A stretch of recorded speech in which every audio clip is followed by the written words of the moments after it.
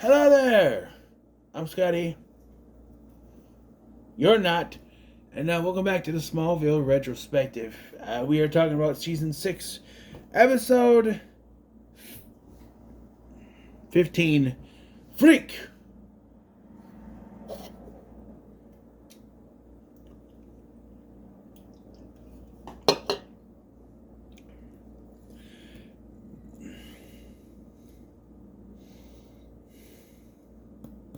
We are truly in the let's fill up the rest of this season stuff, because wow, this one. I mean, it does give us some important information, but it is for the most part. This feels like a plot from earlier, like we're just going back to early season stuff, right? Like, literally, it feels like they took a plot and had to add certain stuff to acclimate it to this season. That's what it feels like. Because one of the first scenes is that Lana and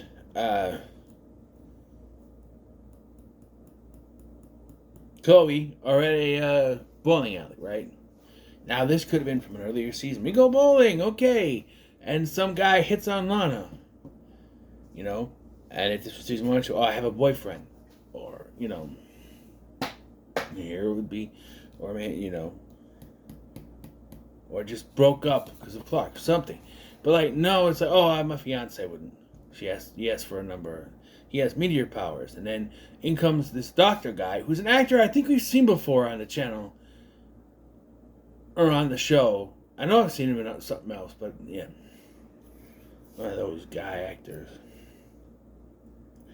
And this meteor freak with him named Tobias, who has the ability to...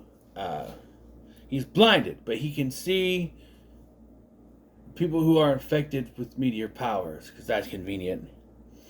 And he points out the guy who's hitting on Lana, because he has telepathy.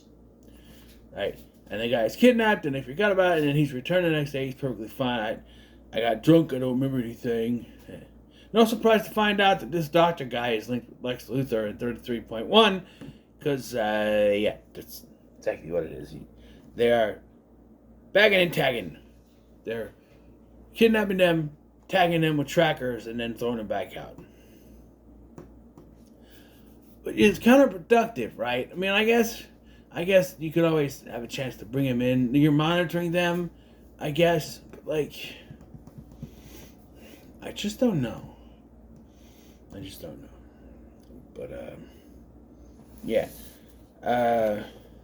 So eventually, through the power of pictures, not taken by Jimmy, but pictures that Chloe and Lana were taking, find out that Tobias is involved, and then finally he has the ability to point out.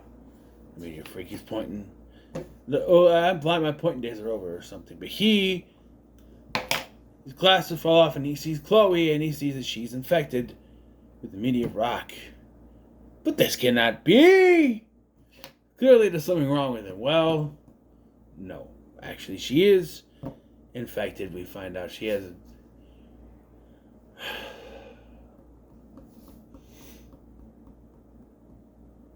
we don't find out her power yet, but it's stupid yet necessary, I guess. Of all the powers you can give someone, it's just like, why would you? I'm not gonna get into it, but yeah. So he IDs Chloe, and they kidnap her, and so then Jimmy and Clark are all, oh no, Chloe, what do we do? And then she walks in, she's like, I'm fine. Chloe, you were taken. Why would they take me? Keep me quiet. They wouldn't just release her. And she comes to the conclusion that she's infected. Lana, after finding out there is this guy who can detect meteor break people, and having come to the conclusion that Clark is one of them, goes to talk to him to try to tell him, hey, don't say anything about Clark. He goes, why would I say about Clark? He's normal. And the way he phrased it, he's one of the most normal people I know, and I'm like, normal people in the world. I'm like, well, he knows. Yeah, he knows. Well, here's the thing. Why don't you just say, well, he's not a meteor freak. He doesn't pop up on my radar. So the whole thing is that he needs to get a cornea transplant. I have my cornea scratched. This one. Once my friend Eric accidentally whacked me in the face with a Halloween axe. This a few days after I fell in the river and lost my glasses, which by the way were loaners, so I had to pay a hefty fee for those. So I was walking around like this for a few days, and he accidentally whacked me in the face, scratched my cornea. I had to wear an eye patch for a few days. Eventually got new glasses because I was waiting for new glasses. So going around like this, it sucked. They wouldn't give me any more replacements, I don't think. So I had to go around, I think, yeah. It sucked. Now I got these. But, yeah. And, cornea transplant because of what happened. The meteor shower. So they eventually go on to explain why. Like, you're thinking, well, how is Chloe is what I said. Chloe infected with I think it was a prolonged experience to the meteorite, I think is what they explained. They mentioned a little bit of it here. They don't really say anything to Jimmy. But we don't know her power quite yet. So, today of all days. Lana wants to get him out of there, wants to get Tobias out of there. But meanwhile, Clark and Chloe realize that they are terminating because, why? Well, the doctor says he's done, or no, his laptop was stolen, that's right. His laptop was stolen, all the information, so you're like, oh, you didn't even no choice. And I'm like, I kill you. But no, he doesn't. He's terminating all of the people that they put the tracer on. He's like, I'm not linked to any of these. He goes, I mentioned Luther Corp in my reports. And you leave me no choice. So all the trackers are also like a little bomb. Was it the Suicide Squad? But yeah. So Clark has to. I love how Chloe just like takes a knife and she's like, Nyeh. And he's like, no. And so he lasers it. And it gets rid of it. Yeah. And that's why Jimmy, she used the pocket knife to get it out. What? He's like, I want to go to the... He's like, you take it to the hospital. I want to go to the hospital and sit there while they figure out what to do with me. How are you going to explain it? Kind of stupid. So then, at Tobias's place, while Lana is trying to get him out of there, the doctor shows up and tries to take him away, but then decides, I'll just kill you. You know, I'm supposed to bring you back to life, but but then Clark shows up to save the day. No, it doesn't say anything, of course. And, yeah. Chloe comes to the conclusion that she is infected. We do get this scene when she's taken, though. Right there, the thumbnail, of course. But yeah, they do mention Oliver Queen here, because Oliver it is Oliver Queen that helps him get the cornea transplant. So that's good. We never see him again. This is yet another character who they seem to have known from high school, because they're like, he comes in, hey Clark. I'm like, so you know each other? It's another one of those characters that, they were there all along. We just never saw them. Just, it makes it easier to introduce these characters. We went to school with him. And when? Right? I don't know. Like that jock guy from season 4, the Scabby Abby episode. This guy is retroactively retconned into the show by showing he was there during freshman year. Even though we had never seen the guy before, the flashback, which they got Eric Johnson to come back for a cameo in that episode, by the way. I think I mentioned that. The flashback shows that he's there, and it's like, but we never seen the guy before. He's there. I don't know. This would mean more.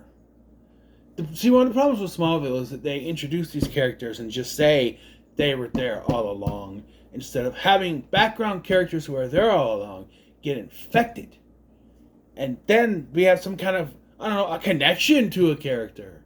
Oh no, not that guy. He was pretty cool. But if they act like they've been there the whole time and only actually you've seen them for this episode, can't really do much to care about them. And that's the problem with the writing on this show, is they do that a lot. And I thought we were done with that because they're done in high school, but it's just like, oh, remember our old buddy from high school? Like, I understand the bug guy in the second episode. There's not much we could have done to establish that he was a character other than, oh, we grew up together and all that. But you I don't know, you could plant some scenes, introduce characters in season 1 that by season 4 will get infected and turn against Clark or something, right? They don't have to be like allies or anything. They could be just antagonists. Maybe Whitney's got jock friends and they're recurring. And even after he leaves, they're still around and they, hey, Whitney's our friend, we're watching you, Clark. I don't know. But no, we get this, hey, we know him from school, even though we never met him before. But, yeah. And that's another thing, too, with meteor phrases. Like, we can, which one was it?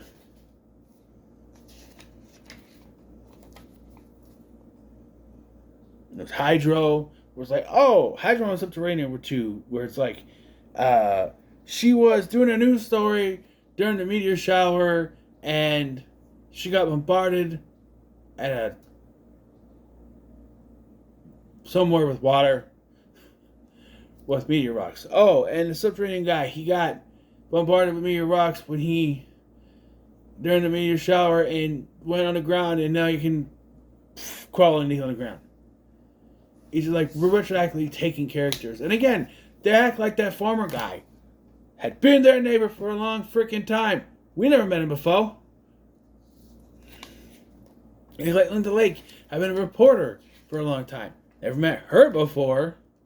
It's just a way of, oh, they were there all along, you just didn't know it type of situation.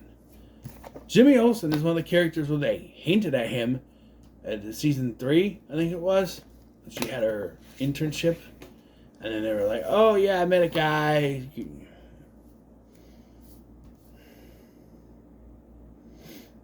I'll give this a 2. It was better than the last one. It's a 2 out of 5 Superman logos for me. It was better than the last one, but not by much.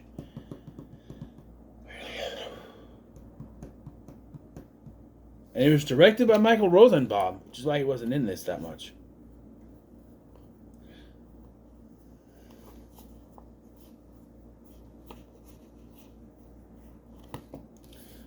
But yeah, so he's probably going to favorite, because they favored the one at Hydro that I didn't care for. It was directed by Tom Welling.